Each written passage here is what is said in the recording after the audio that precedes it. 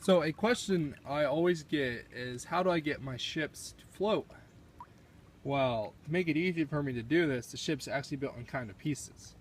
So from here to this line right here, from the sea deck, so the white part up comes off, and then from here all the way to right here, this comes off, and that gives me easy access to the inside of the ship. So to take those off, I have to remove all the funnels of the ship. They come off just like this. And I need to remove this little thing right here. Kind of holds it in, and then these come off as pieces, so I just gotta pull it up here.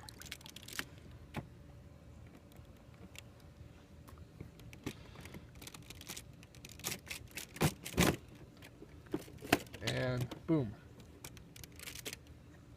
Here's one piece. Comes off. I have the tile bricks down here, so it comes off easily. And then let's take the forward part off.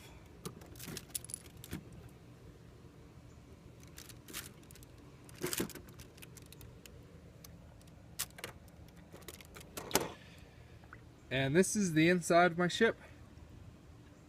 So Legos do not float. Water floods into them. The spaces between the bricks, the cracks, water can freely flow through there. So to get your model to float, you gotta have just air inside of it. So my method for this one, because it's so wide, I was able to use these cheap $1 containers.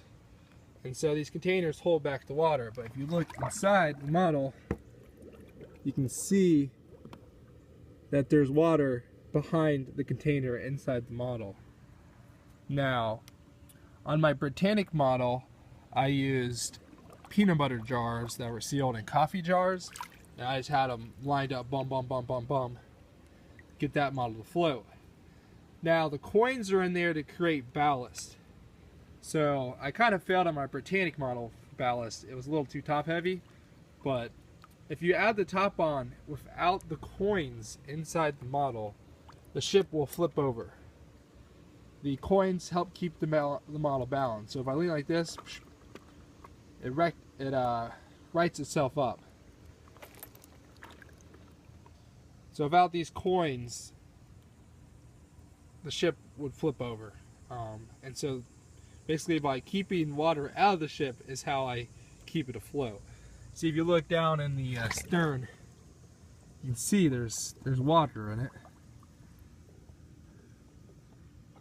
and there's a jar behind there for where the ship gets too narrow.